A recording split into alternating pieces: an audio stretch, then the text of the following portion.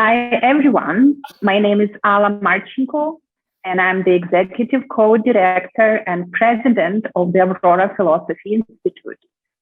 It is my pleasure to introduce tonight's speaker, Sherman Balogh, who is very well known to the members of the Tuesday Philosophy Club and has given many interesting talks to us in the past. He is the winner of the Hamlet Cup for the year 2021, which is awarded for the most views on YouTube in a calendar year. His presentation on the critical realism of Bernard Lonergan had 2.2K views.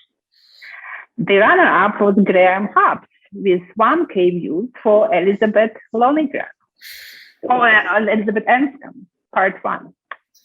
Over to you, Sherman. Good luck in defending the trophy for 2022. All right, thank you very much. You're welcome.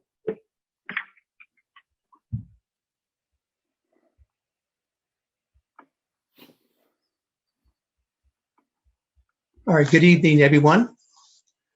And tonight's presentation is George Grant and the Technological Society. Oops.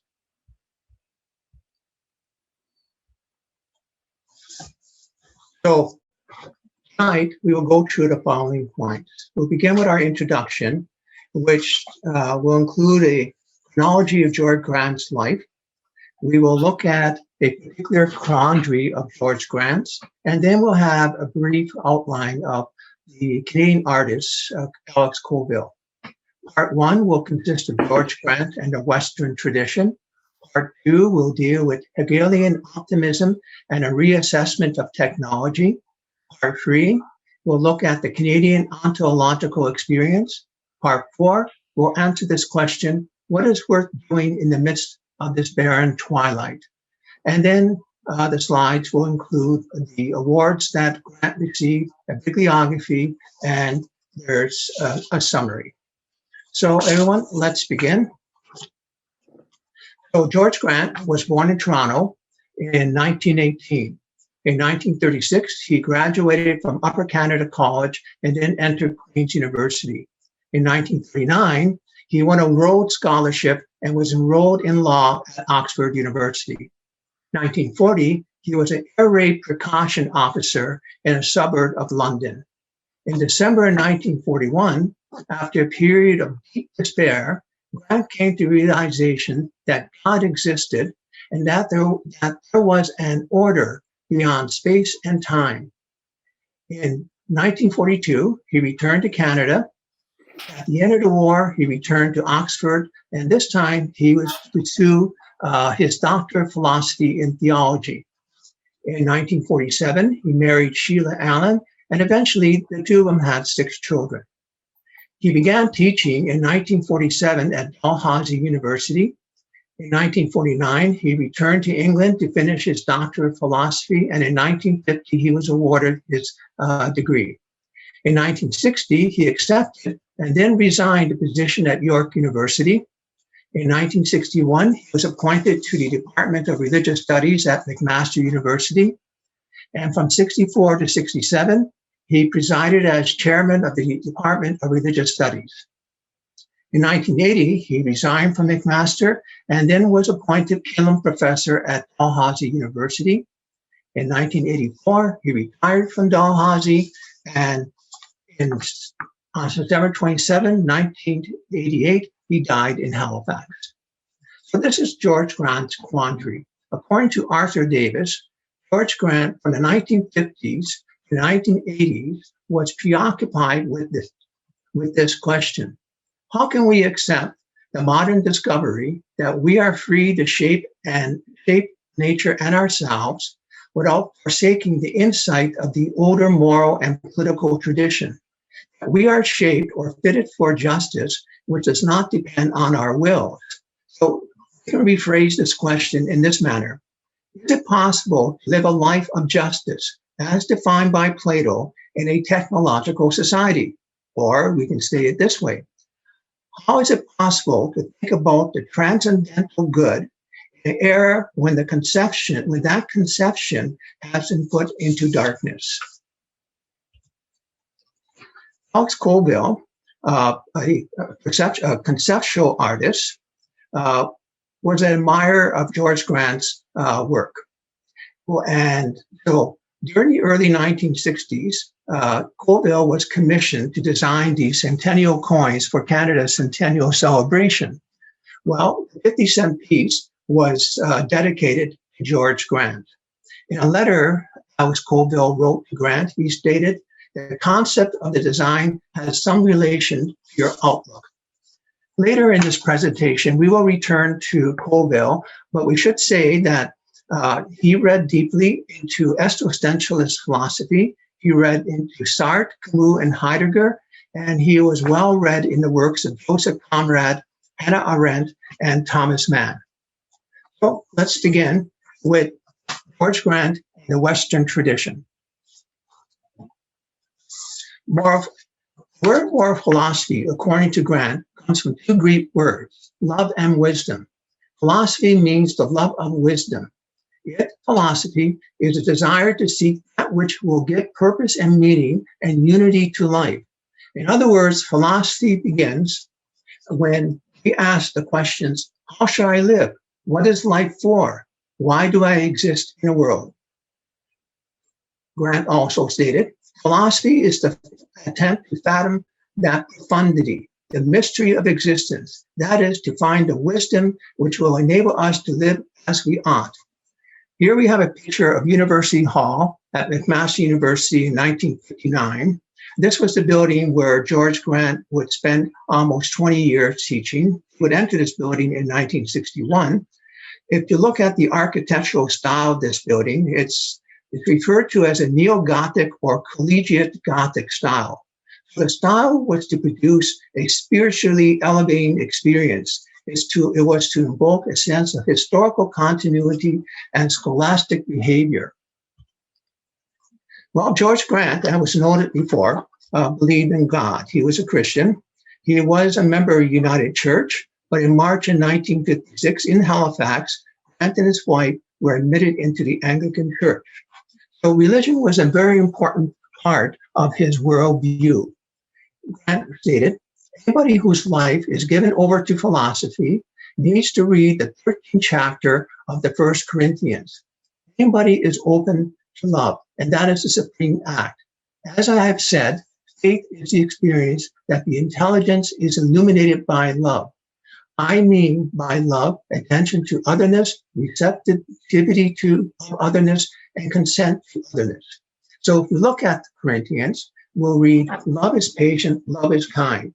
It is not jealous, love is not pompous, it is not inflated, it is not rude, it does not seek its own interests. So the point to be taken from this is that Grant believed that philosophy should be subservient to religion. Grant highly admired the dialogues of Plato. So Grant wrote, what I find most perfect in Plato is that there is a total union in his thought of what is not in lesser philosophers, either separated or part of which is not present. That is, he combines in a staggering unity the cosmological approach with the ethical religious approach. So Grant would consider these questions cosmological questions. What is the nature of the universe? What is real? How can I know what is real? And ethical religious questions. How shall I live? What is worth doing? What shall I owe my allegiance, my reverence? How shall I find happiness? So here we have an edition of Plato's Republic, translated by Alan Bloom. Alan Bloom used to teach at the University of Toronto, and he later moved on to the University of Chicago. Well, Alan Bloom and George Grant were very good friends. Grant would often write in his book that justice is what we are fitted for. So let's turn to Plato to see what exactly Grant means. Plato wrote, didn't we agree that justice is virtue of soul and injustice vice? Then the just soul and the just man will have a good life, and the unjust man a bad one. Then the just man is happy, and the unjust man wretched. Well, then what? How can one be just or happy, and how can one be unjust, or wretched. So let's return to Plato. In the first place, each of us is naturally not quite like anyone else, but rather differs in his nature. Different men are after the accomplishment of different jobs. So on this basis, each thing becomes more plentiful, finer, easier. When one man, exempt from other tasks, does one thing according to nature. So perhaps one person who did something very well according to his nature was Maurice Rocket Richard. And here we have a group of young boys looking to find an autograph from Richard. But just to get back to Plato's idea of justice, Plato believed that what we do, how we live, is dependent upon what we are suited for. So happiness occurs when one truly knows what he or she is fitted for, and also whether the society or the state allows for the realization of its members' natures. So Plato divided the soul into three parts. There's reason, there's spirit, and there's desire. So Plato stated, and isn't it to produce justice, to establish the parts of the soul in a relation of mastering, and being mastered by one, that is according to nature, while to produce injustice is to establish a relation of ruling, and being ruled by one another, that is contrary to nature. So Plato believed that reason could rule the soul in a holistic manner. If reason rules the soul in a holistic manner, well, the reason would have wisdom, spirit would act with courage, and desire would act with temperance. Let's move on with Plato. And in truth, justice was, with respect to what is certain, what is within, with respect to what truly concerns him and his own. He doesn't let each part in him mind other people's business or the three classes in his soul meddle with each other, but really sets his own house in good order and rules himself. He arranges himself and becomes his own friend and harmonizes the three parts. So the key point to remember from this slide is that a just person is a person who puts his own house in order. So there is balance between reason, spirit, and desire. So what constitutes an unjust life and a just life? So let's look at how Plato described the democratic man. By doing battle, the democratic men, both sway themselves, naming shame, simplicity, they push it out with dishonor at the fugitive, calling moderation cowardliness and splattering it with mud, they banish it, persuading that measure and orderly expenditure are rustic and illiberal, joined with many useless desires in driving them over the frontier. Well, in this 1960 edition of Maclean's magazine, perhaps this is an example of democratic men, where these two guys brought in a TV set to the theater and decided to watch wrestling or boxing rather than the performance in front of them. So Plato perhaps would say that these men do not have any shame. So what constitutes a just life? But that it's better for all to be ruled by what is divine and prudent, especially when one has it as his own within himself. But if not, set over one from outside, so that insofar as possible, all will be alike and friends, piloted by the same thing. So again, we're talking about the harmonized man or woman who is ruled by the divine, seeks wisdom, thinks of forms and what is good, and consequently, as Grant states, justice is the inward harmony which makes a self truly a self, or a soul truly a soul.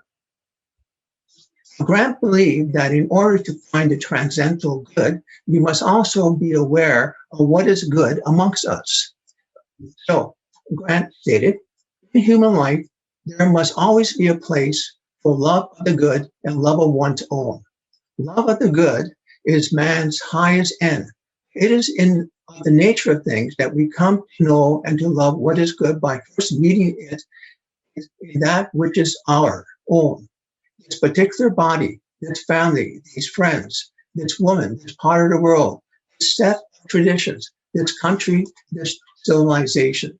So Grant believed that in order to love the transcendental, we must also be able to love or find something in our world to love. Well, Grant actually did find a place. It's Terrence Bay in Nova Scotia. And he had a cottage here, or a cabin. And eventually, when he died, he was buried in the vicinity of this region. Grant loved it, Terrence Cove, for its mystery and its holiness. So Grant always adored this place and tried to get back to it as often as he can. One important factor in philosophy is the will. And, well, we can ask this question: what does the primacy of the will mean? Willing is that power of determining by which we put our stamp on events, including ourselves, in which we do some violence to the world. So the will is when we desire to act, when we strive to do something. When will is thought modernly, it means the resolute mastery of ourselves and the world. Will is the center of our aiming or seeking, holding together what we want. That greatest modern definer of will, Nietzsche, said that everything was will to power.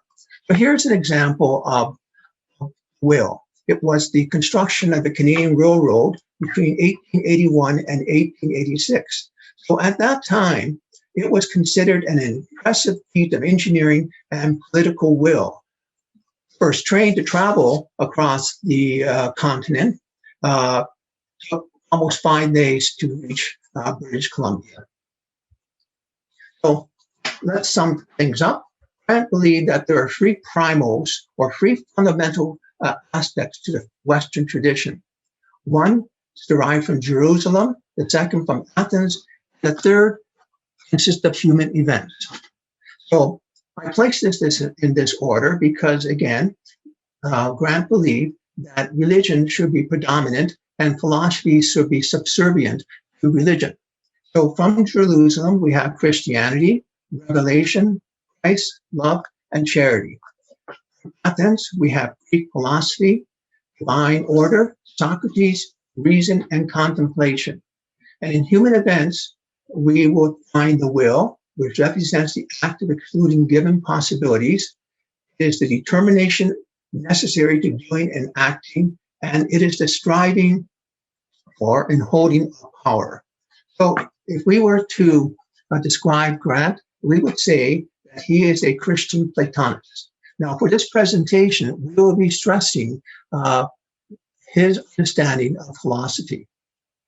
So, part 2, Hegelian optimism and the reassessment of technology. Now, a good part of this material is taken from Grant's book, Philosophy in the Mass Age, and his later book, Technology and Justice. Grant, according to William Christian, Grant's biographer, Grant thought that the Platonic order of an internal moral order was true. So Grant actually believed in Plato's idea of the forms.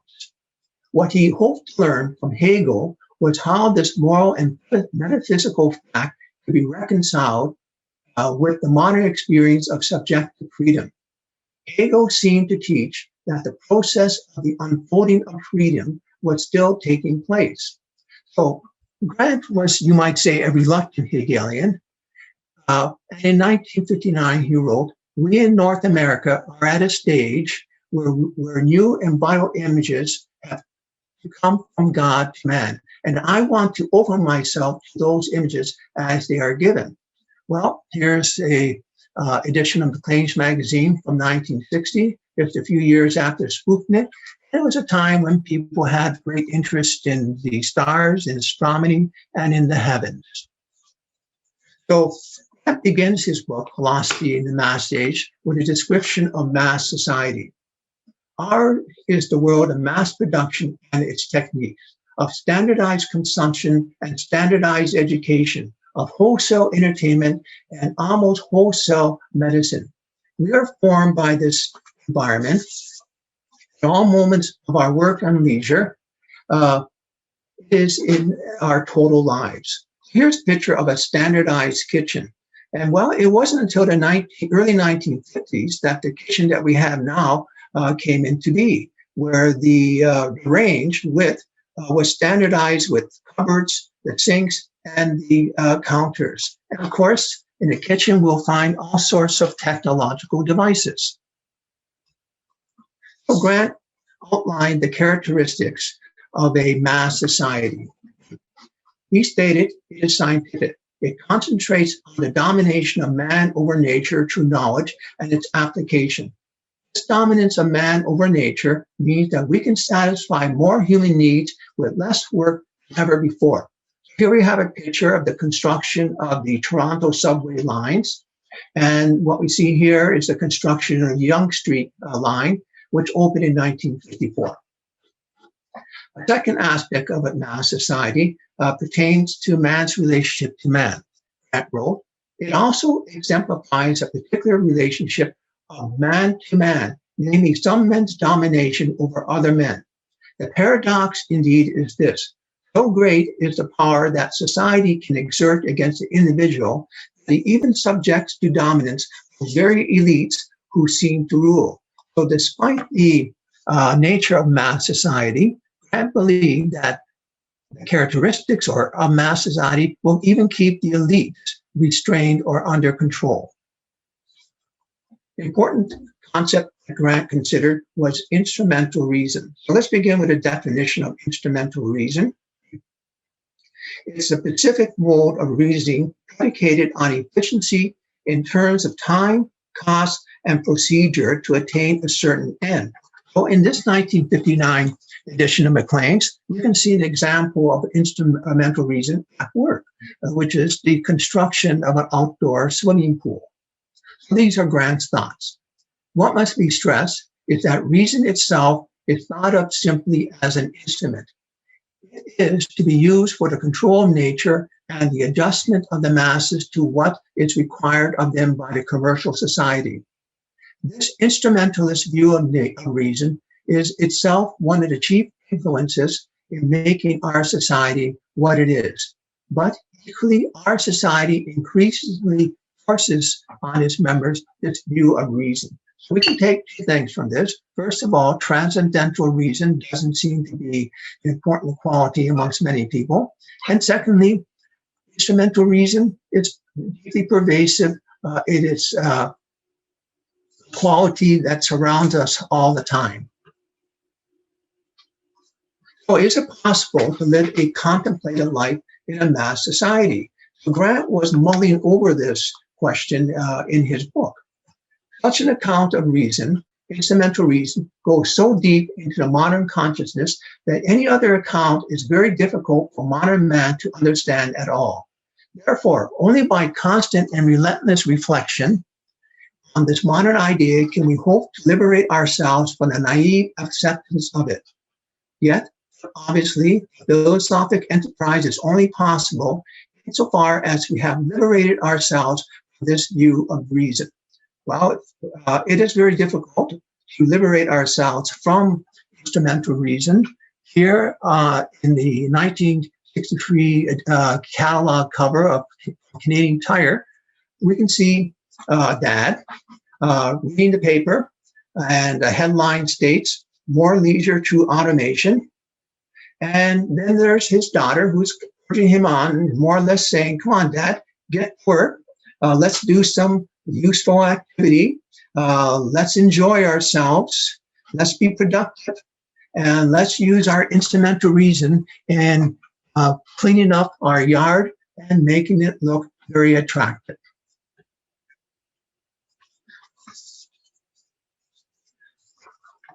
Nevertheless, Grant remained optimistic. Yet, as soon as one has considered the obstacles that society puts in the way of philosophic thought, one must assert the opposite and express optimism about the possibility of philosophy in our society. Whatever else the industrial civilization may have done, it has eliminated the excuse of scarcity. The conquest of nature by man through technology means human energy is liberated to attain objectives beyond those practically necessary. So here we have the Ross Building at York University. York University was established in 1959. Its first classes were held at the London College campus in 61, and the Keele Street campus opened in 1965. So there was a great demand for higher levels of education by the late 1950s, and that demand was met by the establishment of York University. Grant was critical of mass education in North America, but still he remained optimistic. They, referring to young people, are spiritually formed by the narrow practicality of techniques. They are immediately governed by ill-educated capitalists of narrow interests. But this very failure of our educational institutions is part of that alienation that will drive the best of our students to philosophy and theology. And these young people are the evidence that in our society, profound philosophical thought is arising. Here we can see an example of Hegelian dialectics of thesis, antithesis, and synthesis. So that you might say that thesis is mass education, the antithesis is the alienation students suffer, and the synthesis might be the attainment of a higher level of reason. Grant wrote, they, the young people, herald what may be the dawn of the age of reason in North America. Now, he wrote this in 1959.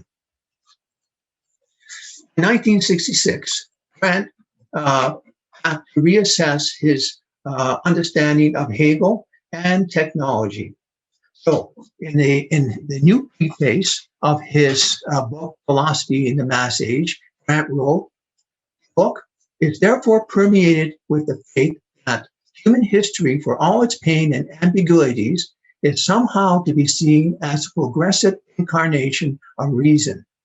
What has been lost in the immediacy of the North American technological drive will be regained and regained at a higher level because of the leisure made possible by technology.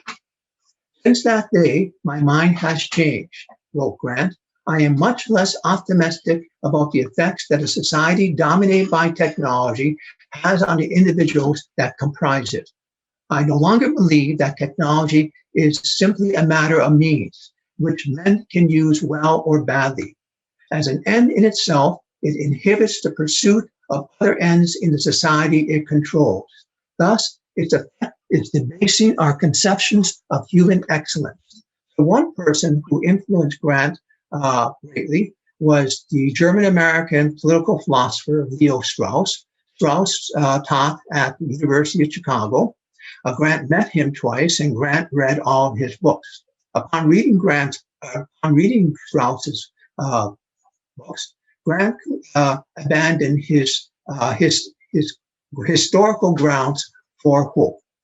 He came to the conclusion that technology was leading mankind to a universal and homogeneous state, and this state will be a tyrannical state. Another person who influenced Grant greatly was a French sociologist by the name of Jacques Ellul, and his book, The Technological Society. So Grant frequently referred to this definition of technology. Grant wrote, referring to this definition, Ellul defines technique as the totality of methods rationally arrived at and having absolute efficiency for a given stage of development in every field of human activity. Technique is not limited to particular examples, of which the most obvious is machines. So Grant believed that Grant and Ellul both believe that a technological society attempts to integrate methods and devices in all aspects of society. It organizes and arranges society in a rational, systematic way, and subordinates man and nature to instrumental reason. Ellul wrote, technique integrates everything. It avoids shock and sensational events. It changes the arrangement of this blind world so that man can be a part of it without colliding with its rough edges, without the anguish of being delivered up to the human. So perhaps an example of this would be the modern suburb. So first modern suburb, first integrated comprehensive modern suburb built in Canada was constructed in Don Mills, a suburb of Toronto, in the 1950s. And this suburb, it's referred to as the mother of all suburbs found in Canada. So this pattern was already being constructed in the United States. And so in this suburb, we find an integrated system of roads, buildings, sewers, easements, and so on, which makes life, should make life fairly easy. A chapter in Balog's book that Grant considered very important was the chapter pertaining to the autonomy of technique. So Balogh wrote, it was long claimed that technique was neutral. Today, that is no longer a useful distinction. The power and autonomy of technique are so well secured that it, in its turn, has become the judge of what is moral, the creator of a new morality. Thus, it plays the role of a creator of a new civilization as well. So Balogh believed that there are four principles of technique, and they include efficiency, mathematical precision, exactness of prediction, and the elimination of human variability. The first importance to be opened up what was in Hamilton in 1964.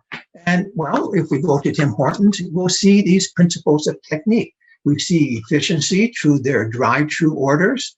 We see precision in the portions that we receive. We find predictability.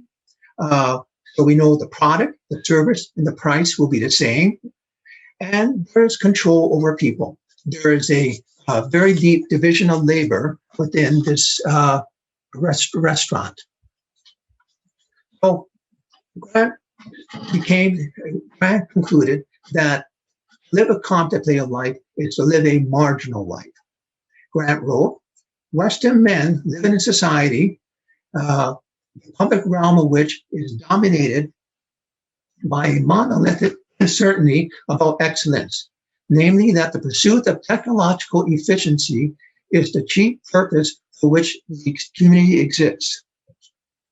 So here we can find, on this cover of a Canadian Tire catalog, we can see the same group of people preparing their car for the fall and winter. And one thing you do is to change the wheels. You put on your winter tires. And that here is collecting his hunting equipment.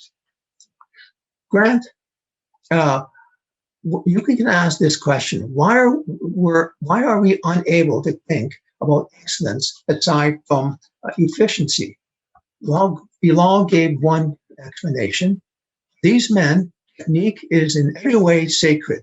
It is a common expression of human power without which they would find themselves poor, alone, naked, and stripped of all pretensions. They would no longer be heroes, which a motive permits them to be at little expense. Another reason Balogh gave was that if people criticize technology, they would suffer from a bad conscience. We know that there are benefits to technology, but at the same time, they may have reservations about technology.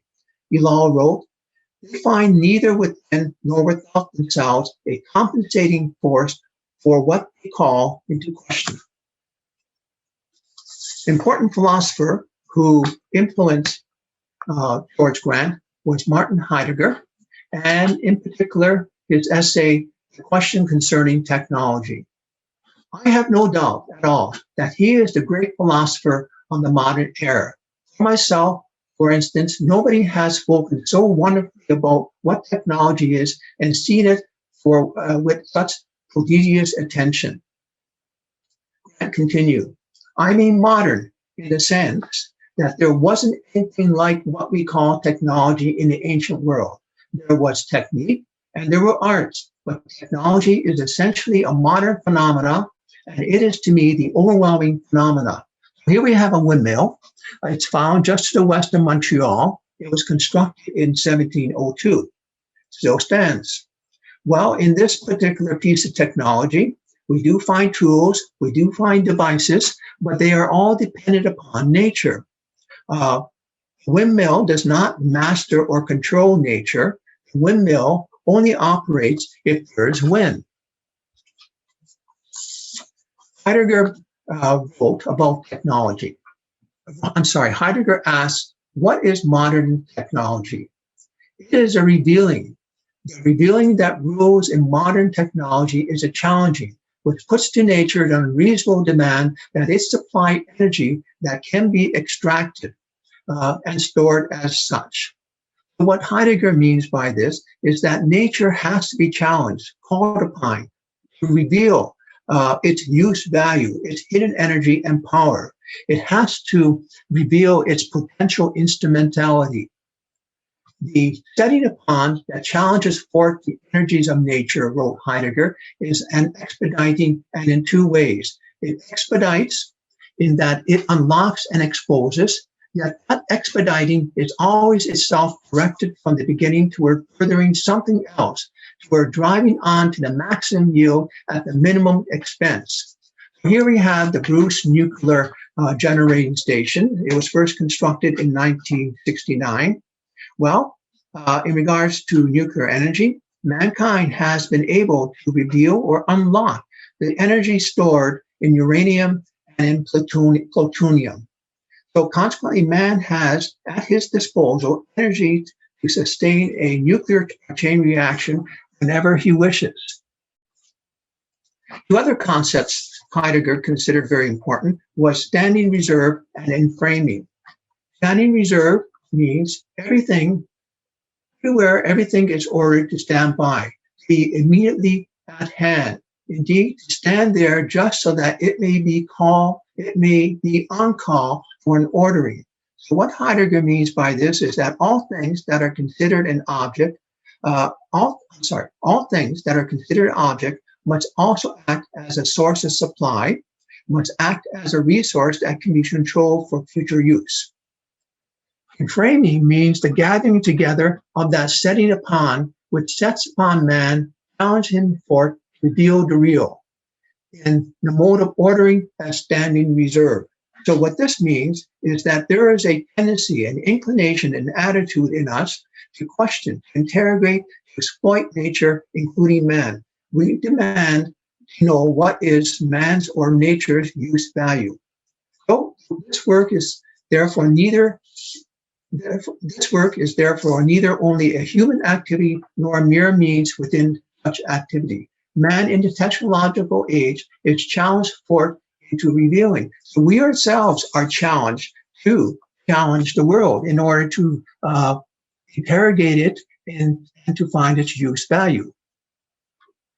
So I believe that there is a new conception of what is just. The modern conception of goodness is of our free creating and greatness of life and all the advantages thereto. This presently popular phrase in the modern account is quality of life. Modern conception of goodness does not include the assertion of a claim upon us which properly orders our desires in terms of owning, and which is itself the root and fulfillment for desire. What Grant means by the latter quotation was that the appetites, or our desires, are no longer obligated to abide by the rule of transcendental reason. Instead, technology encourages, draws, traps the appetites to demand an even further fulfillment of their hedonistic desires. So technology has become the ontology of the age. And Grant would agree, and Heidegger would agree on this point. We are free not only in what we want to make happen, but also choosing the means. The whole nature becomes more and more at our disposal, as if it were nothing in itself, but only raw material. So in 1985, Maclean's declared that Canada's forests were vanishing. We're just using as many of the trees as possible, and they are disappearing. Western peoples, and perhaps soon all peoples, take themselves as subjects confronting otherness as objects. Objects lying as raw material at the disposal of knowing and making subjects. So Grant also believed that it's not just nature that we exploit, it's also our fellow human beings that we treat as raw material and upon which we will use whenever we wish. So let's return to Grant's idea of justice. Human beings are fit to live well together in communities and to try to think openly about the whole of nature. In living well together or being open to the whole in thought, we are fulfilling the purpose which is given to us in being human. So Grant would say that being human means an opportunity or ability to think in a cosmological sense. And the holding together in thought of our need and love of justice and demanding otherness is expressed by Plato when he writes of justice as a form. Justice is an unchanging measure of all our times and places, and our love of it defines us. Our desiring need of an unchanging good, which calls us to pay its price, is theoretically incongruent with what is thought in technology. So here we have a picture of Toronto in the early 1980s. And, well, you want to put it this way. Humans have been swallowed by the whales of technology, and they are immersed, they are submerged in a sea of technology. And overlooking all this is the CN Tower, observing us as we go about our lives within a technological world.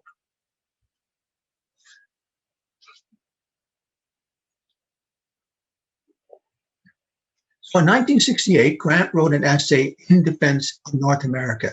In this essay, he attempted to explain why our civilization is the way it is. So upon engaging with the Western continent, the Europeans encountered a new primal. So Grant wrote that America was not autochthonious. It was a place where Europeans could not automatically relate to or feel at home within. So Grant asked the question, why? Well, first of all, having crossed the Atlantic, Europeans gave up the old and settled. So they became dislodged, dislocated from their old way of life. It could not be ours in the old way because the making of it ours did not go back before the beginning of conscious memory. Here we have a map drawn by the French explorer Samuel de Champlain. And if you look closely at this map, what Champlain has done is he has penciled in, you might say, the location of various indigenous towns and villages and nations. So clearly, this is not terra nulla. This is an inhabited land and inhabited by a different group of people. And finally, in this continent, it could not be ours because the very intractability, immensity, and extremes of the new land required that its meeting with Western Europeans be a battle of subjugation. Important factor in the history of North America and Canada was the Protestant Reformation of the 16th century. Since the crossing of the ocean, we have been Europeans who were not Europeans. But the Europeanness which remained for us was a special kind because Calvinist Protestantism was itself a break in Europe, a turning away from the Greeks in the name of what was found in the Bible. What Grant is saying is that Martin Luther and John Calvin believe that there can be no genuine philosophical theology. They believe that philosophy is not essential to theology. So that means excluding Plato and Aristotle. They believe that there is only the Bible and one's belief in divine providence. There was in the theology of the Calvinist Protestants a positive element which made it immensely open to empiricism and utilitarianism. So Protestants believe humans were saved only by God's grace. So therefore, in the expectation of God's grace, what was expected was a stern standard of morality and hard work, which led to the Protestant work ethic and capitalism. So as the saying goes, God helps those who help themselves. So the first Presbyterian church built in the Canadas was built in Montreal in 1792. So Grant would say that Canadians are not exactly Europeans. For Europeans, Grant wrote, Athens was for them primal in the sense that in its perfected statements, educated Europeans found the way that things are. Plato and Aristotle presented contemplation as the height for man. But for those living in North America, because of the encounter of the land with the Protestants was primal for us, we never inherited much that was at the heart of Western Europe. It was also clear that the very nature of the primal for us, that we did not bring from Europe the tradition of contemplation. So for people living in North America, in Canada, survival was very important, and that required an intense will, a pragmatic attitude, and a focus on what is practical. And there's little time for contemplation.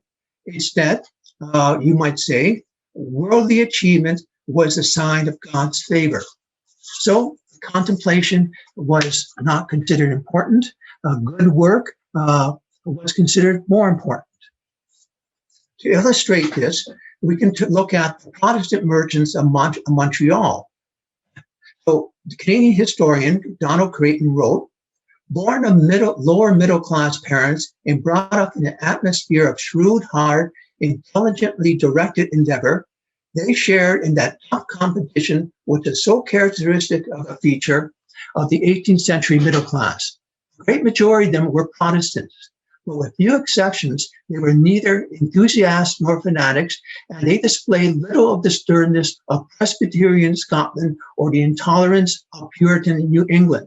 One example is Simon McTavish. He was the senior partner of the fur trading company, the Northwest Company, and Creighton wrote that this man personified money, power, and financial intellectualism. This McTavish was very shrewd and farsighted. He had very strong organizational and management skills. Another person, another Scotsman and Presbyterian, was James McGill, and he made his money through the fur trade, and eventually he left an endowment for the establishment of a university.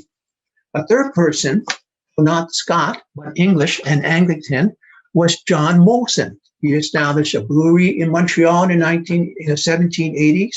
He became the president of Bank of Montreal. He financed steamships and railroad lines, and he established a hospital, hotel, and theater in Montreal. In the case of McTavish and McGill, they married French-Canadian women who were Catholics, while John Molson married a United Empire Loyalist woman. So what we have in Canada is the promised land, according to Grant. Indeed, the technological society is not for most North Americans, at least at the level of consciousness, a terra incognita, in which we must move with hesitation, moderation, and in wonder, but a comprehended promised land which we have discovered by the use of calculating reason, and which we can ever more completely inherit by the continued use of calculation. So an important Canadian economic historian is Harold A. Innes, and he wrote about staple commodities in Canada, and they included cod, fur, lumber, minerals, wheat, oil, and gas. Canada was a place rich in natural resources, those who wish to take them. So if one reads, for example, Innes's book, Fur Trade in Canada, what we will find is that the reader will be placed deeply within the technological experience. You will be a witness to the confrontation of technology and the mastery of land and nature. Grant believed then that in our preoccupation with doing, there is an absence of wonder. Perhaps we are lacking the recognition that our response to the whole should not most deeply be that of doing, that of wondering or marveling at what is or admiring it, and that such a stance as beyond all bargains and conveniences is the only source from which purposes may be manifest to us for necessary calculating. So Grant believed that we should revere, wonder, admire nature, and then afterwards to reconsider its instrumental use. So once Canada has been settled, we are now in the modern age. Grant wrote, now when Calvinism and the pioneering movement have both gone, the primal still shapes us. It shapes us above all as the omnipresence of that practicality which trusts in technology to create the rationalized kingdom of man. As moderns, we have no standards by which to judge particular techniques, except standards well enough with our faith in technological expansion. So here's a picture of the construction of Toronto City Hall in 1964. Right next to it is the old Registry of Deeds and Titles and Land Titles building. And as you notice, you'll see neoclassical columns in the front of this building. Well, I know within a year or so, the registry building, you might say that which was eternal, was destroyed, and what was replaced or what stood next to it was a very modern contemporary building. There's a deep interrelationship between technology and liberalism, can't believe. What makes the drive to technology so strong is that it is carried on by men who still identify what they are doing with the liberation of mankind. So many people believe that with technology, good could be done. And it's important that research be continued. Grant continued, if all men are to become free and equal within the enormous institutions necessary to technology, then the overcoming of chance must be more and more rigorously pursued and applied. One example of this was the establishment of universal Medicare by Prime Minister Lester Pearson in 1966, which made medical assistance relatively inexpensive for all Canadians. Are consequences for the absence of a contemplated tradition. Indeed, until recently, the very absence of a contemplated tradition spared us the full weight of that public nihilism which in Europe followed with industrial society. We took our society pragmatically, as if its effect on us could be limited to the external. Thus, it was possible for us to move deeply into the technological society while maintaining our optimism and innocence. So without a contemplated tradition, Grant believed, we do not have extremes in political thought. What we have is a certain degree of naivety and optimism amongst Canadians. And so here's a picture of Expo 67, which was a celebration of Canada's 100th birthday.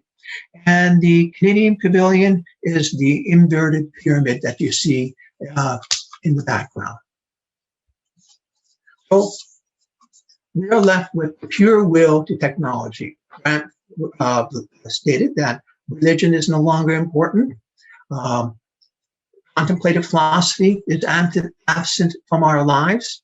So Grant wrote, for those who stay within the central stream of our society and are therefore dominant of its institutions, the effect of nihilism is the narrowing to an unmitigated reliance on technique.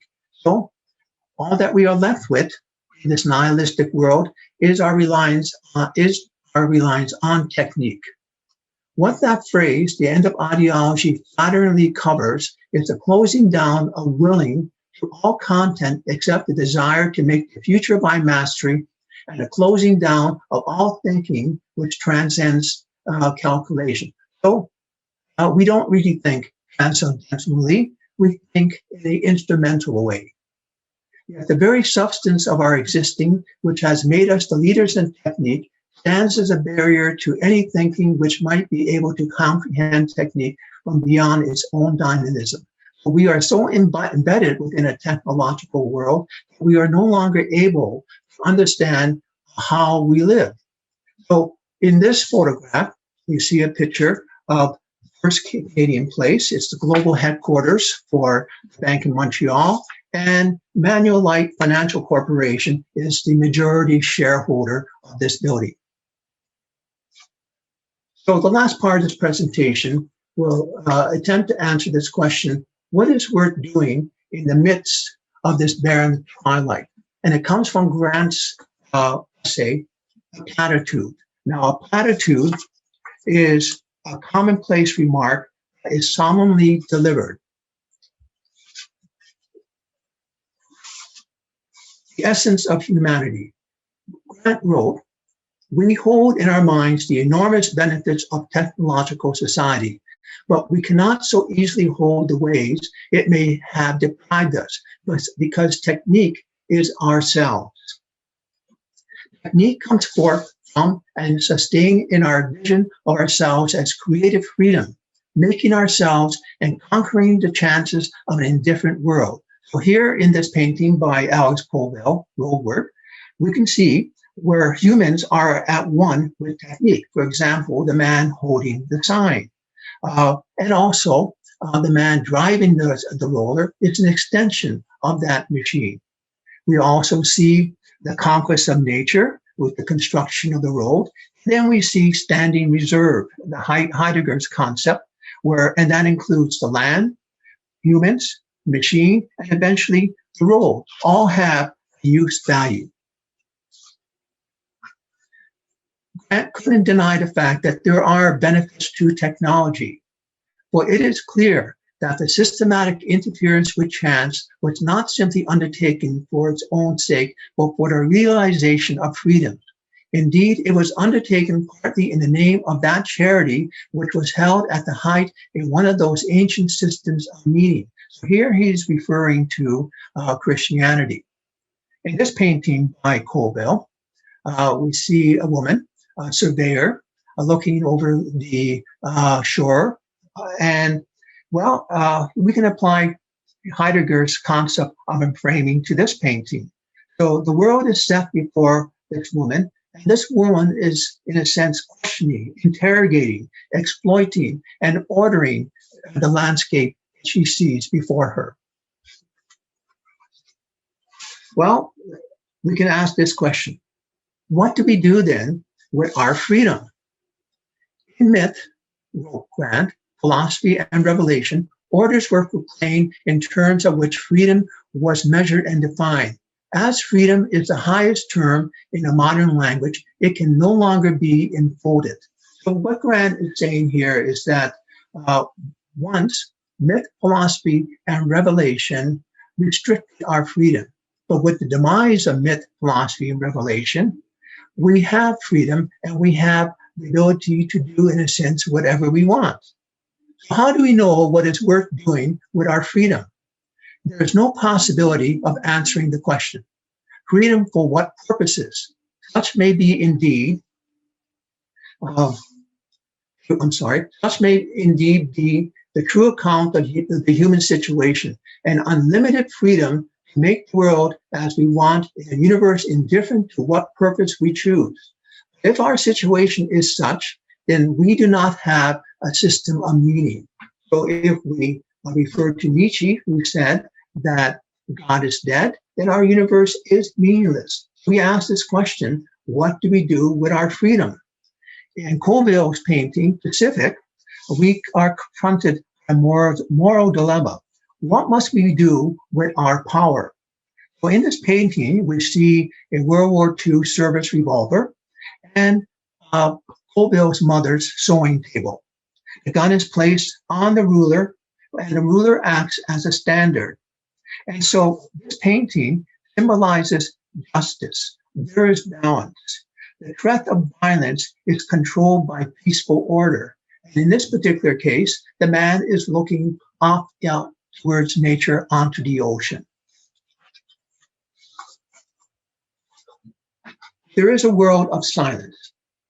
All coherent languages, mythical, philosophical, religious, beyond those which serve the drive to unlimited freedom, true technique, have been broken up in the coming to be of what we are.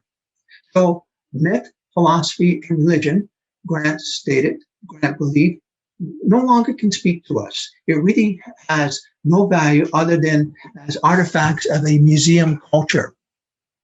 Therefore, it is impossible to articulate publicly any suggestion of loss, and perhaps even more frighteningly, almost impossible to articulate it to ourselves. We have been left with no words which plead together and summon out of uncertainty, the good of which we may sense the dispossession. So in this calendar painting by Colville, we see a crow flying over a road. And in Colville's world, crows symbolize doom. They carry the threat of the unseen. You can ask this question: do they sense something dead or dying below in our empty world where there's nothing to say? Grant still calls on us to remember what was once good.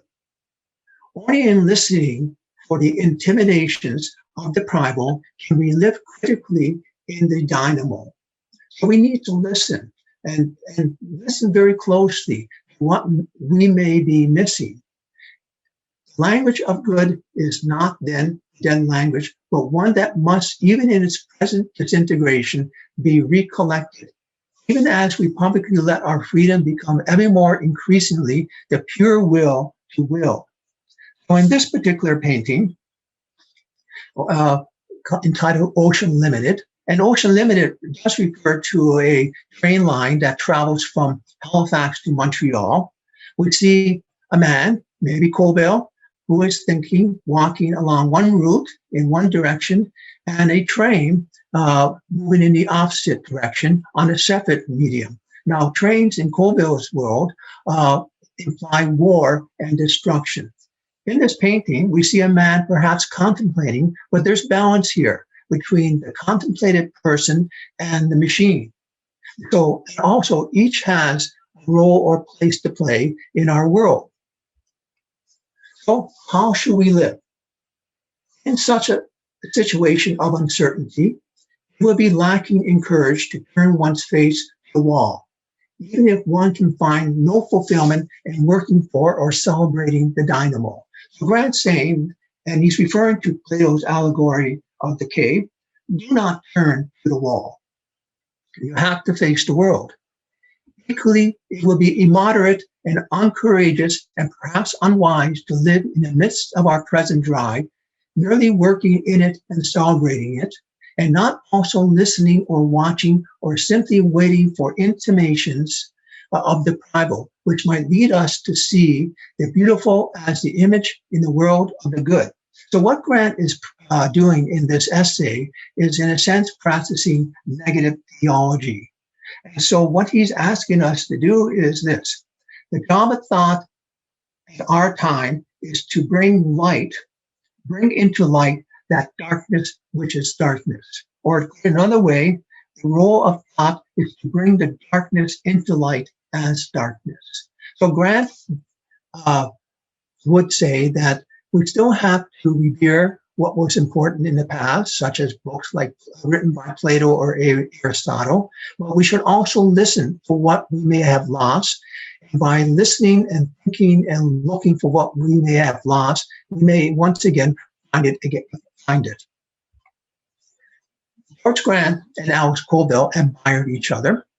And Grant wrote a book, English-Speaking Justice, and he dedicated that book to Alice Colville and to a Toronto poet, Dennis Lee.